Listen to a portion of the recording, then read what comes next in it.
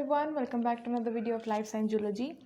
इस वीडियो में हम पढ़ने जा रहे हैं बीएससी फर्स्ट ईयर का पेपर 3 यूनिट फर्स्ट हमारी चल रही थी, जिसमें हमारा आज का टॉपिक है एनिमल सेल। ठीक है, तो एनिमल सेल का स्ट्रक्चर, उसके सेल ऑर्गेनल्स के फंक्शन के बारे में हम इस वीडियो में पढ़ने वाले हैं। ठीक है, तो स्टार्ट करते हैं।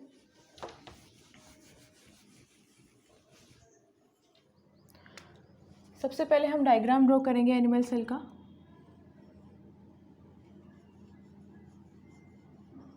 इस तरीके से फोल्डिंग प्रेजेंट है और ये आउटर कवरिंग है सेल का। ठीक है, जिसको हम क्या बोलते हैं, प्लाज्मा मेम्ब्रेन। ठीक है, प्लाज्मा मेम्ब्रेन।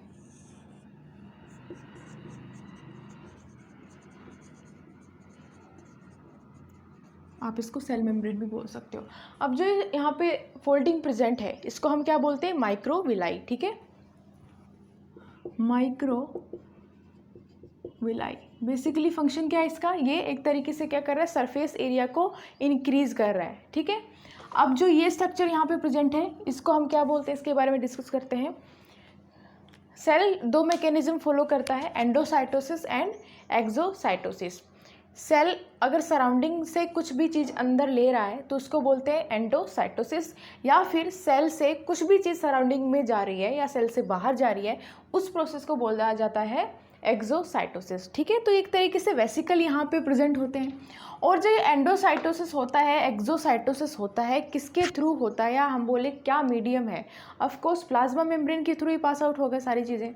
ठीक है, तो क्या होगा, ये जो प्रोसेस है, मान लीजिए कुछ भी मटेरियल सेल के अंदर आ रहा है। ठीक है, तो ये प्रोसेस क्या कहलाता है, एंडोसाइटोसिस। ठीक है, एंडोसाइटोसिस। यहाँ से क्या है, मटेरियल अंदर आ रहा है सेल के। ठीक है, आयन या फिर कोई वो मतलब वाटर आप बोल सकते हो, कुछ भी अगर सेल के अंदर आ रहा है, वो प्रोसेस क्या कहलाता है, एंडोसाइटोसिस। अगर सेम सेल से कोई भी चीज़ बाहर जा रही है तो उसको क्या बोलते हैं, एक्सोसाइटोसिस।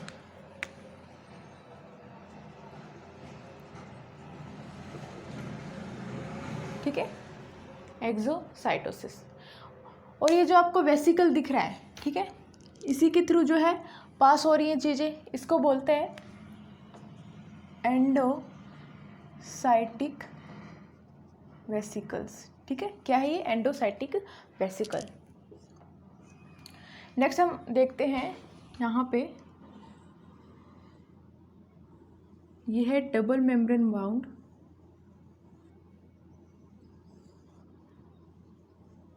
क्या है ये, न्यूक्लियस। ठीक है, सेल के अंदर क्या प्रेजेंट है, न्यूक्लियस, जो कि डबल मेम्ब्रेन बाउंड होता है। ठीक है, इसके अंदर क्या प्रेजेंट होता है, हमने जब यूकैरियोटिक सेल डिस्कस किया था तब भी हमने देखा था कि जो न्यूक्लियस है उसके अंदर क्या प्रेजेंट होता है, न्यूक्लियोलस।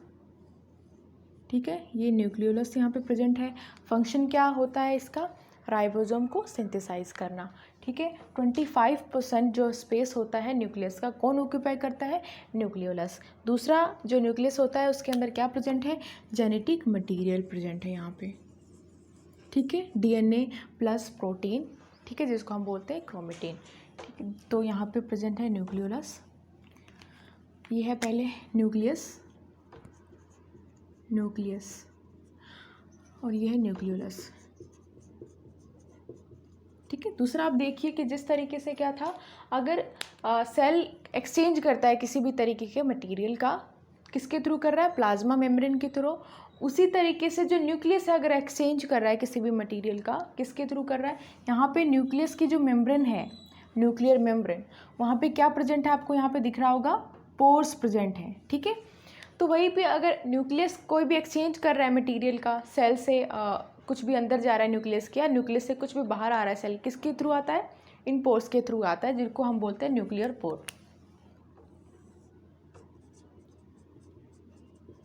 Nuclear pores. ठीक है, नेक्स्ट जो न्यूक्लियस है उसके जस्ट पास में क्या प्रेजेंट होता है,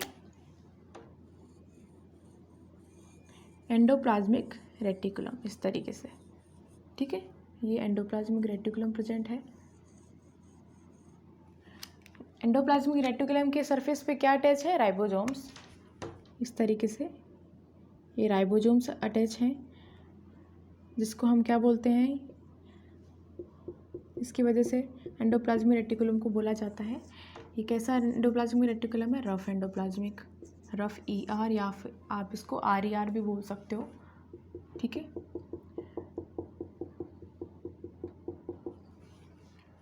ठीक है, नेक्स्ट हम देखते हैं जो एंडोप्लाज्मिक रेटिकुलम है वो एक तो न्यूक्लियस के पास प्रेजेंट होता है, दूसरा साइटोप्लाज्म में भी प्रेजेंट होता है, ठीक है। साइटोप्लाज्म के अंदर भी प्रेजेंट है, लेकिन यहाँ पे क्या है, राइबोसोम्स अटैच नहीं होते हैं सरफेस पे, ठीक है, ये ऐसे ही प्रेजेंट होता है।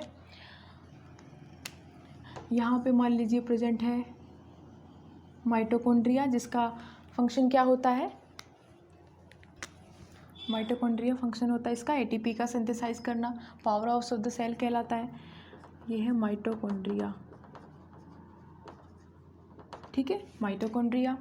ये रफ एंडोप्लाज्मिक, ये है स्मूथ एंडोप्लाज्मिक, या फिर आप इसको SER भी बोल सकते हो, क्योंकि यहाँ पे राइबोसोम जो है अटैच नहीं है, ठीक है। नेक्स्ट हम देखते हैं गोल्गी बॉडीज़, मान लीजिए यहाँ प्रेजेंट है इस तरीके से, ठीक है। इसका फंक्शन क्या होता है, लाइसोसोम का फॉर्मेशन करता है और प्रोटीन की प्रोसेसिंग करता है। प्रोटीन कौन सा सेल के अंदर रखना है या कौन सा जो प्रोटीन है वो सेल से बाहर जाना है, कौन डिसाइड करता है, गोल्गी बॉडीज़, ठीक है। ये जो इसके कॉर्नर है यहाँ पर इस तरीके से स्ट्रक्चर बना होता है,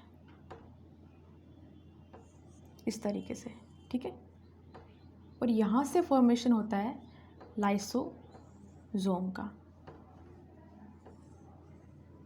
ठीक है, इस तरीके से। लाइसोसोम आप समझते हो ना, सुसाइडल बैग जिसको बोलते हैं। अगर सेल ऑर्गेनेल कोई भी डैमेज हो जाता है, ख़राब हो जाता है, तो उसको ब्रेक डाउन करने का काम किसका है, लाइसोसोम का। तो लाइसोसोम का फॉर्मेशन कौन कर रहा है, गोल्गी बॉडीज़ कर रही हैं, ठीक है। तो यहाँ पे क्या है, लाइसोसोम है जिसका फॉर्मेशन कौन कर रहा है, गोल्गी बॉडी या गोल्गी एपरेटस, ये है लाइसोसोम्स, ठीक है। लाइसोसोम जो ब्रेक डाउन करता है वो किसकी हेल्प से करता है, एंजाइम की हेल्प से करता है। वो एंजाइम आता कहाँ से है लाइसोसोम में, रफ एंडोप्लाज्मिक रेटिकुलम से, ठीक है। किसके थ्रू, ट्रांसपोर्ट वेसिकल्स के थ्रू, ठीक है। इस तरीके से जो है ट्रांसपोर्ट वेसिकल्स प्रेजेंट होते हैं, ठीक है, जिसमें एंजाइम है, इसको हम बोलते हैं ट्रांसपोर्ट वेसिकल्स, ट्रांसपोर्ट वेसिकल्स, ठीक है, जिसके थ्रू क्या है, जो एंजाइम्स हैं वो ट्रांसपोर्ट हो जाते हैं लाइसोसोम में और वो फर्दर अपना प्रोसेस कर पाता है, ठीक है। अब जिस तरीके से ह्यूमन बॉडी का शेप होता है उसी तरीके से जो सेल है उसका जो शेप है डिसाइड करने के लिए कौन रिस्पॉन्सिबल है, साइटोस्केलेटन, ठीक है। तो यहाँ पे इस तरीके से माइक्रो स्ट्रक्चर प्रेजेंट है जिसको हम बोलते हैं, पतले पतले ट्यूब्यूल्स प्रेजेंट है जिसको हम क्या बोलते हैं, माइक्रो ट्यूब्यूल्स, ठीक है, माइक्रो ट्यूब्यूल्स। मैं यहाँ पे लिख दे रही हूँ,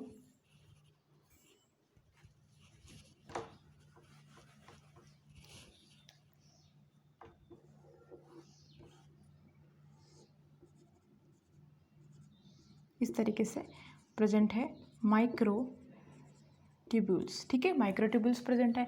उसी तरीके से बहुत ही पतले पतले फिलामेंट स्ट्रक्चर प्रेजेंट है जिसको हम बोलते हैं माइक्रो फिलामेंट, ठीक है, माइक्रो फिलामेंट, ठीक है। और कुछ इंटरमीडिएट फिलामेंट्स भी प्रेजेंट होते हैं इस तरीके से, इंटरमीडिएट फिलामेंट, जिससे क्या बनता है, साइटोस्केलेटन, ठीक है, साइटोस्केलेटन, साइटोस्केलेटन, क्लियर है। ये तीनों मिलकर क्या बनाते हैं, साइटोस्केलेटन बनाते हैं। अब हम चीज़ समझते हैं कि जिस तरीके से साइटोस्केलेटन रिस्पॉन्सिबल होता है शेप देने के लिए सेल को, एक और चीज़ रिस्पॉन्सिबल होती है जिसको हम बोलते हैं साइटोसोल, साइटोसोल, ठीक है। साइटोसोल क्या है, जो एक तरीके का फ्लूइड भरा रहता है सेल के अंदर, उसको हम बोलते हैं साइटोसोल, जिसमें सारे के सारे सेल ऑर्गेनेल्स जो हैं वो सस्पेंडेड रहते हैं, ठीक है, उसको हम क्या बोलते हैं, साइटोसोल, ठीक है। साइटोप्लाज्म में क्या होता है, साइटोप्लाज्म की अगर हम बात करें तो प्लाज्मा मेम्ब्रेन से लेकर के न्यूक्लियर मेम्ब्रेन तक जो भी एरिया आता है जिसके अंदर सारे सेल ऑर्गेनेल जैसे कि गोल्गी बॉडीज, माइटोकॉन्ड्रिया, ठीक है, ये सब प्रेजेंट है, उसको हम बोलते हैं साइटोप्लाज्म, जिसके अंदर क्या है, साइटोसोल भी इंक्लूड है। अगर हम साइटोप्लाज्म की बात करें तो साइटोप्लाज्म क्या है, साइटोसोल प्लस सेल ऑर्गेनेल क्या है, साइटोप्लाज्म, ठीक है, साइटोप्लाज्म। क्लियर है, ये दोनों मिलकर क्या है, साइटोप्लाज्म, ठीक है। साइटोसोल सिर्फ फ्लूइड है जिसमें क्या है, सेल ऑर्गेनेल सस्पेंडेड रहते हैं। अगर हम बात करें प्रोटोप्लाज्म की, ठीक है, तो प्रोटोप्लाज्म में क्या है, न्यूक्लियर मेम्ब्रेन से लेकर के जितना भी अंदर का एरिया है जिसमें सेल ऑर्गेनेल भी हैं और न्यूक्लियस भी है, साइटोसोल भी है, तो वो क्या है, प्रोटोप्लाज्म, ठीक है, जिसमें क्या है, साइटोप्लाज्म प्लस न्यूक्लियस आप बोल सकते हो क्या है, प्रोटोप्लाज्म, ठीक है। साइटोप्लाज्म प्लस न्यूक्लियस क्या है, प्रोटोप्लाज्म। लेकिन साइटोप्लाज्म में हम न्यूक्लियस को इंक्लूड नहीं करते हैं, क्या इंक्लूड किया है हमने, सिर्फ साइटोसोल प्लस सेल ऑर्गेनेल, क्या कहलाता है, साइटोप्लाज्म, ठीक है। तो ये डिफरेंस है, ये आप नोट कर सकते हो। रेफ एंडोप्लाज्मिक रेटिकुलम ने ट्रांसपोर्ट किया था यहाँ पे लाइसोसोम को ट्रांसपोर्ट वेसिकल्स के थ्रू एंजाइम को जो यहाँ पे ट्रांसपोर्ट किया था। वहीं पे अगर कुछ मटेरियल जो कि बाहर जाना होता है सेल से, ठीक है, तो उनको किसके थ्रू जो है ट्रांसपोर्ट करेंगे, ऑफ कोर्स प्लाज्मा मेम्ब्रेन के थ्रू ही वो ट्रांसपोर्ट होगा। लेकिन कुछ स्ट्रक्चर यहाँ पे बनते हैं, मान लीजिए कोई भी प्रोटीन जो है सेल के बाहर जाना है इस तरीके से, ठीक है, तो किसके थ्रू जाएगा, यहाँ पे कुछ वेसिकल्स है जिसको हम बोलते हैं सिक्रीटरी वेसिकल्स, ठीक है, सिक्रीटरी वेसिकल्स, ठीक है, इसके थ्रू जो है ये बाहर चला जाता है। ये प्रोसेस क्या कहलाता है, एक्सोसाइटोसिस, ठीक है, क्या बोला है हमने इस प्रोसेस को, एक्सोसाइटोसिस। और ये जो वेसिकल्स हैं इनको हमने क्या बोला, सिक्रीटरी वेसिकल्स, ठीक है। तो ये प्रोसेस होता है। नेक्स्ट हम देखते हैं यहाँ पे ये माइक्रोविलाई जो प्रेजेंट है, इसका जो फंक्शन है वो क्या है, ये एक तरीके से सरफेस एरिया को जो है वो इंक्रीज कर देता है, ठीक है, सरफेस एरिया को जो इंक्रीज कर देता है। दूसरा इसका जो स्ट्रक्चर है वो एक तरीके से अटैचमेंट के में भी जो है यूज़फुल होता है, या फिर हम बोले कि एक बैक्टीरिया या एक सेल दूसरे सेल से एक तरीके से अटैच हो सकता है, किसके थ्रू, माइक्रोविलाई से, ठीक है।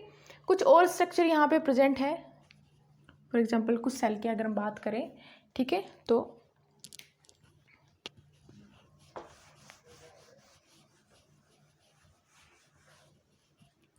मान लीजिए एक सेल है, ठीक है, इसके चारों तरफ क्या प्रेजेंट है,